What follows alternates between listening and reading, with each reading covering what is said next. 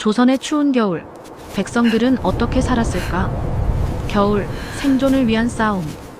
현대를 사는 우리에게 겨울은 더 이상 두려운 계절이 아닙니다. 난방 스위치 하나만 누르면 따뜻한 실내 온도가 유지되고 두툼한 패딩 하나면 매서운 추위도 문제없습니다. 따뜻한 국물 요리를 먹고 싶으면 언제든 식당에 가거나 배달앱을 켜면 됩니다. 하지만 조선시대는 달랐습니다. 겨울은 그야말로 생존을 위한 싸움이었습니다. 조선왕조실록에는 겨울철 동사 기록이 끊임없이 등장합니다. 성종 10년 평안도 백성들은 한 사람도 속옷을 입은 이가 없는 실정이었고 중종 20년 경성에서는 단 하루 만에 눈이 120에서 150cm나 쌓여 100명이 넘는 사람들이 얼어 죽었습니다. 연산군 4년에는 한양의 숭례문 밖에서 사람들이 얼어 죽었고 현종 11년에는 한양거리에서 동사자가 속출했습니다. 인조 21년 1643년에는 조선뿐 아니라 일본에서도 극심한 추위가 기승을 부려 인조가 직접 군사들의 동사 상황을 조사하라는 명을 내렸습니다. 이처럼 혹독한 겨울, 조선의 백성들은 어떻게 추위를 견디며 살았을까요? 옷은 무엇을 입었고 집은 어떻게 따뜻하게 했으며 무엇을 먹었을까요? 오늘은 역사 기록을 통해 조선시대 백성들의 겨울나기 실상을 살펴보겠습니다. 겨울옷, 따뜻한 옷은 사치품이었다. 가옷, 꿈도 꾸지 못할 명품. 우리는 흔히 조선시대 남자들은 가옷을 입었다고 말합니다. 하지만 이는 극소수 양반층의 이야기일 뿐입니다. 가옷, 즉 가죽옷은 짐승의 가죽이나 모피로 만든 옷을 말합니다. 한자로는 구애 또는 피이라고 불렀습니다.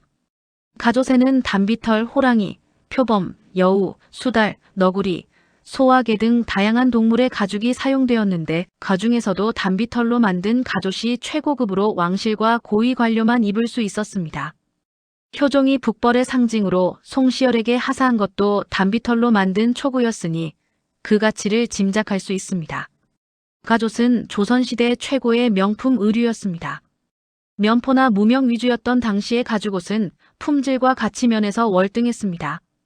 가옷이 얼마나 귀했는지를 보여주는 사건이 있습니다. 조선 초기 아산만호 최목린이 자기 첩을 위해 가옷 2벌을 강제로 징발한 것이 니탄계의 난의 발단이 되었습니다. 고작 2벌의 가옷 때문에 반란이 일어날 정도로 가옷은 귀하고 부담스러운 물건이었던 것입니다.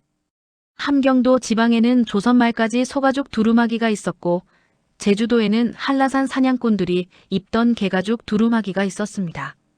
18세기 학자 홍양호의 시에는 함경도의 가죽옷을 이렇게 묘사했습니다. 붉은 개가죽을 몸에 걸치고 날소 가죽을 발에 신는다. 가죽옷은 겨울이나 여름이나 다 좋으이 가죽신은 물에나 무태나 다 편하이. 하지만 이 역시 추운 지역에서 생존을 위해 어쩔 수 없이 만들어 입었던 것이지 일반 백성들이 쉽게 구할 수 있는 것은 아니었습니다. 소못, 희망과 좌절 사이. 그렇다면 우리가 흔히 아는 누비옷, 즉 소못은 어땠을까요? 고려 말 문익점이 원나라에서 목화씨를 가져온 이후 각종 민속학 자료들은 목화 덕분에 조선 팔도의 서민들이 추위에서 해방된 것처럼 묘사하고 있습니다. 과연 그랬을까요? 현실은 달랐습니다. 목화는 삼배와는 달리 따뜻한 삼남 전라도, 경상도, 충청도 지방에서만 재배되는 까다로운 작물이었습니다. 세종과 성종이 목화를 북쪽 지방에까지 재배하도록 장려했지만 크게 성공하지 못했습니다. 조선왕조실록 성종 10년 1479년 11월 19일 기록을 보면 대사관 박안성 등이 평안도 백성들은 한 사람도 소못을 입은 이가 없는 실정이라며 병졸들을 강제로 내보내어 눈을 무릅쓰고 정벌케 나가게 하는 것은 온당치 않다고 왕에게 고하고 있습니다.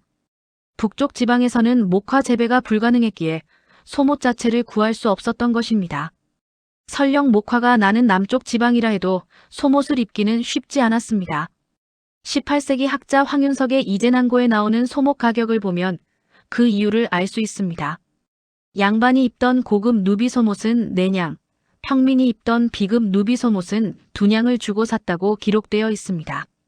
당시 쌀 1섬 약 144kg이 5냥이었으니 2냥은 현재 가치로 약 92,000원 정도입니다. 이재난고에서 머슴의 한 달 월급이 7냥 정도라고 했으니 팔이라고도 반나절을 죽어라 일해야 겨우 소못 한 벌을 살 수 있었습니다. 하루하루 끼니를 걱정해야 할 평민들로서는 막 사서 입기에는 너무 비쌌습니다. 그래서 어찌어찌해서 소못 한 벌을 구해도 다 해질 때까지 기워가며 버티거나 자식, 형제들에게 물려주는 일이 다반사였습니다. 한 가족이 모두 소못을 입는다는 것은 거의 불가능한 일이었습니다. 백성들의 실제 겨울옷, 삼배와 무명, 그리고 종이. 그렇다면 대다수 백성들은 무엇을 입고 겨울을 견뎠을까요? 삼배옷, 서민들의 기본 옷감. 삼배는 대마 껍질을 벗겨서 만든 옷감으로 우리나라에서는 고대부터 사용해온 가장 기본적인 옷감이었습니다. 삼배의 특징은 올이 굵어 숭숭 뚫려 있어 바람이 잘 통한다는 점입니다. 그래서 길고 무더운 여름철 옷감으로는 삼배만 한 것이 없었습니다. 그러나 이는 역으로 겨울에는 치명적인 단점이 되었습니다. 삼배는 보온성이 전혀 없었기 때문입니다. 색깔도 누렇고 거칠어 투박한 흰색을 띠었습니다. 그럼에도 불구하고 서민들에게는 이것이 가장 흔한 옷감이었습니다. 특히 북부 관북 지방 평안도 함경도에서는 목화가 자라지 않았기 때문에 겨울에도 삼배옷을 입어야 할 만큼 의복난이 심각했습니다. 인조 때 기록을 보면 인조 임금이 겨울철에 대비하여 관북 지방 백성들에게 저고리 500벌과 낙복지 창호지처럼 질긴 종이 400장을 보내 옷을 지어 입게 했다는 기록이 있습니다. 종이로도 옷을 만들어 입었다는 사실을 살필 수 있는 대목입니다. 무명옷, 그나마 나은 선택. 무명은 목화 열매에서 뽑아낸 실로 짠 옷감으로 질기면서도 부드럽고 따뜻하여 삼배보다는 훨씬 나았습니다. 그러나 가격이 비싸 서민들이 쉽게 구할 수 있는 것은 아니었습니다. 대부분의 백성들은 염색하지 않은 흰 삼배나 흰 무명으로 만든 옷을 입었습니다. 조선시대 신분제도가 확립되고 신분관념이 투철했던 시대에 상사람으로 불린 서민이 처한 사회적 위치는 보잘것없었습니다. 복식 자체가 계급성을 띠고 있어 상하 좀비 귀천의 구조에 따라 강제성을 갖게 되었고 복식금제로 나타났습니다. 하층 계급인 서민들에게는 비단옷이나 문양이 있는 옷, 염색한 옷은 생각조차 할 수 없는 것이었습니다. 이것이 바로 우리가 백의민족이 된 근본 이유였습니다. 흰옷을 좋아해서가 아니라 절대 빈곤 때문에 선택의 여지가 없었던 것입니다. 실제로 조선시대 여러 왕들은 흰옷 금지령을 내리며 푸른 옷을 입으라고 명령했지만 백성들은 왕명을 거역할 만큼 흰옷을 고집한 것이 아니라 다른 옷을 입을 형편이 되지 않았던 것입니다. 여러 겹 껴입기, 백성들의 실제 방한법. 서민 남자들의 기본 복장은 저고리와 바지가 전부였습니다. 여름에는 홑저고리와 홑바지를 입었고 봄, 가을에는 겹으로 만든 겹저고리와 겹바지를 입었습니다. 겨울에는 솜을 넣은 솜저고리와 솜바지 또는 누빈 누비저고리와 누비바지를 입었지만 이것도 여유가 있는 경우에나 가능한 일이었습니다. 대부분의 백성들은 솜옷이 없으면 저고리를 여러 겹 껴입는 것이 고작이었습니다. 삼배 저고리 두세 벌을 겹쳐 입거나 무명 저고리를 여러 벌 껴입으며 추위를 견뎠습니다. 부유층에서는 삼작 저고리라고 하여 속적삼, 속저고리, 윗저고리를 차례로 입었지만 일반 백성들은 그저 가진 저고리를 모두 껴입는 수밖에 없었습니다. 바지도 마찬가지였습니다. 바지는 통이 넓어 허리끈으로 고정하고 발목 부위를 데님으로 잡아매는 것이 기본이었습니다. 일할 때에는 통이 좁고 무릎 길이의 짧은 바지인 잠방이를 입었습니다. 겨울에는 겹바지나 손바지를 입었지만 역시 여유가 있는 경우에만 가능했습니다. 여자들도 마찬가지였습니다. 기본은 저고리와 치마였고 속옷으로 다리속꽃, 속속꽃, 단속꽃 등을 입었지만 이는 부유층의 이야기였습니다. 일반 백성 여성들은 저고리와 치마, 그리고 최소한의 속옷만 입을 수 있었습니다. 여름에는 삼배나 모시로 만든 홑옷을, 겨울에는 무명 겹옷이나 솜옷을 입었지만 역시 여유가 있는 경우에만 가능했습니다. 온돌, 모두가 누린 것이 아니었다. 따뜻한 옷을 입을 수 없었던 백성들에게는 따뜻한 집이라도 있었을까요? 우리는 온돌을 한국의 전통 난방 방식이라고 자랑스럽게 말합니다. 하지만 온돌 역시 모든 백성이 누릴 수 있는 것은 아니었습니다. 온돌의 역사는 매우 오래되었습니다. 고구려 시대 유적에서도 온돌의 흔적이 발견됩니다. 하지만 조선 초기까지도 온돌은 보편적인 난방 방식이 아니었습니다. 태종 17년 1417년 기록을 보면 성균관에서 병든 유생들을 위해 특별히 온돌방을 만들었다는 내용이 나옵니다. 이는 역으로 당시 온돌방이 일반적이지 않았다는 것을 보여줍니다. 조선 초중기에는 부분 온돌, 즉 족구들이 대부분이었습니다. 방 전체를 따뜻하게 하는 것이 아니라 방의 일부분만 온돌로 만든 것입니다. 완전한 온돌이 보급되기 시작한 것은 16에서 17세기 소빙기를 겪으면서부터였습니다. 이때 극심한 추위를 견디기 위해 온돌이 점차 확대되기 시작했습니다. 그러나 온돌을 설치한다고 해서 모든 문제가 해결되는 것은 아니었습니다. 광해군 시대에는 궁궐의 마루를 온돌로 개조하는 과정에서 연기 문제가 심각했다는 기록도 있습니다. 온돌은 많은 연료를 필요로 했고 이것이 또 다른 문제를 낳았습니다. 무엇보다 온돌은 초가집에 설치하기 어려웠습니다. 대부분의 백성들이 살던 초가집은 구조상 온돌을 설치하기가 쉽지 않았고 설치한다 해도 불이 날 위험이 컸습니다. 온돌이 일반 백성들의 집까지 널리 보급된 것은 조선 후기에 이르러서였습니다. 장작 문제, 추위보다 무서운 것. 온돌이 있다 한들 땔감이 없으면 무용지물이었습니다. 조선시대 백성들에게 겨울나기의 가장 큰 과제는 바로 땔감 확보였습니다. 부유한 양반들은 나무, 숯, 집 등을 충분히 준비할 수 있었지만 가난한 백성들은 땔감을 구하기도 어려웠습니다. 나무는 귀했고 숯을 살 돈도 없었습니다. 그래서 집이나 갈대, 심지어 마른 풀과 낙엽을 모아 땔감으로 사용했습니다. 북부지방에서는 가축의 배설물을 말려서 연료로 쓰기도 했습니다. 문제는 이런 재료들은 화력이 약하고 금방 타버린다는 점이었습니다. 온도를 계속 따뜻하게 유지하려면 끊임없이 불을 떼야 했는데 땔감이 부족한 백성들은 밤새 온돌을 데우는 것이 불가능했습니다. 낮에 한번 불을 떼면 저녁까지는 따뜻하지만 한밤중부터는 다시 추워지기 시작했습니다. 더욱이 조선 후기로 갈수록 살림이 황폐화되면서 땔감 구하기는 더욱 어려워졌습니다. 산에 나무가 줄어들면서 땔감 가격은 올랐고 가난한 백성들은 추운 겨울을 나기가 더욱 힘들어졌습니다. 얼음 채취의 비극, 빙고청상. 겨울의 고통은 여기서 끝이 아니었습니다.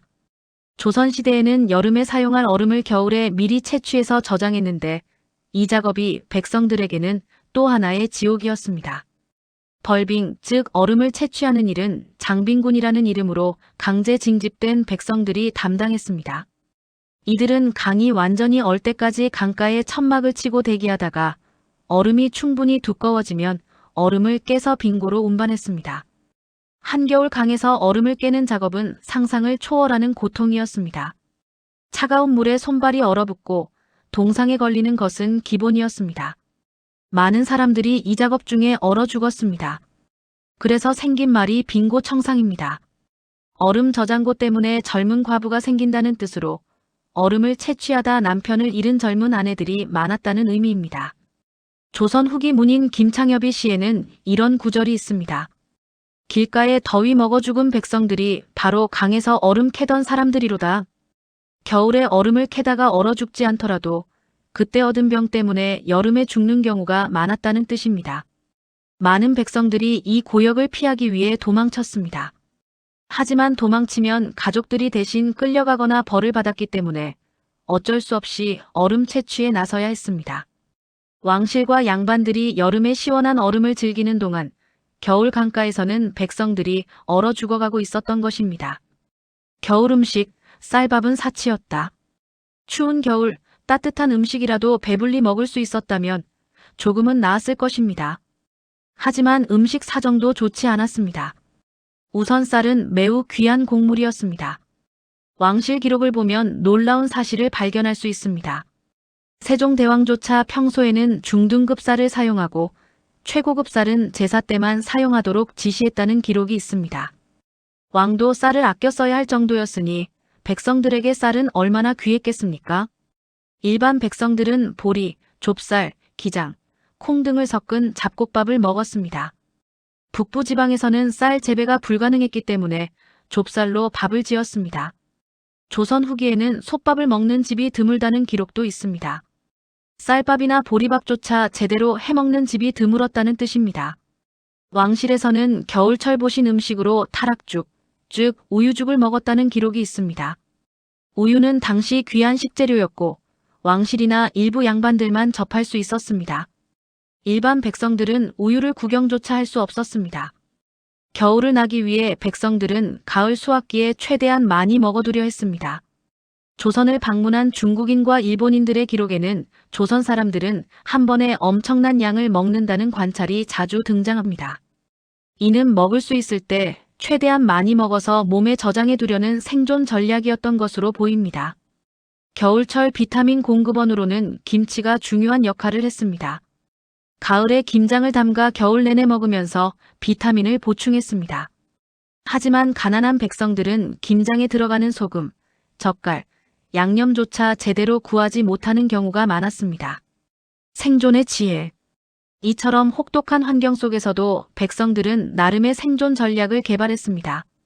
첫째, 겨울은 농한기였기 때문에 최대한 활동을 줄이고 에너지를 아꼈습니다. 불필요한 외출을 삼가고 집안에서 조용히 지냈습니다. 둘째, 겨울 동안 할 수 있는 일을 찾았습니다. 남자들은 집신을 삶거나 농기구를 수리했고 여자들은 배를 짜고 옷을 깁고 바느질을 했습니다. 이렇게 겨울 동안 만든 물건들을 봄에 팔아 수입을 얻었습니다. 셋째, 공동체의 힘을 활용했습니다. 이웃끼리 땔감을 나누고 김장을 함께 담그고 어려운 집을 돕는 상부상조의 정신으로 겨울을 견뎠습니다. 넷째, 가을에 최대한 많은 식량을 저장했습니다. 곡식 말린 채소, 김치, 장류 등을 준비해서 겨울 내내 먹을 수 있도록 했습니다. 행복한 시대를 살며 잠시 조상들을 생각해봅니다. 조선시대의 겨울은 단순히 추운 계절이 아니라 생존을 위협하는 시련의 시간이었습니다.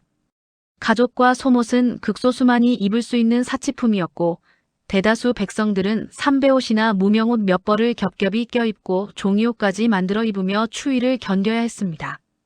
온돌이 있다 해도 땔감이 없으면 무용지물이었고 땔감을 구하기 위해 산을 헤매야 했습니다. 왕실의 얼음을 위해 한겨울 강에서 얼음을 채취하다 목숨을 잃는 백성들도 많았습니다. 쌀밥은 꿈도 꾸지 못하고 잡곡밥으로 배를 채우며 그나마도 배불리 먹지 못하는 날이 많았습니다. 배부르고 등 따시면 최고라는 말은 단순한 속담이 아니라 조선 백성들의 간절한 소망이었습니다. 따뜻한 옷 한 벌, 따뜻한 방 하나, 따뜻한 밥 한 그릇이 얼마나 귀하고 간절했는지 우리는 기억해야 합니다. 오늘날 우리가 누리는 따뜻한 겨울은 당연한 것이 아닙니다. 수많은 조상들이 혹독한 겨울을 견디며 살아남았기에 우리가 지금 여기 있는 것입니다. 따뜻한 패딩을 입고 온기가 가득한 집에서 따뜻한 음식을 먹을 수 있는 오늘에 감사하며 조선시대 백성들의 고단했던 겨울나기를 기억해야 할 것입니다.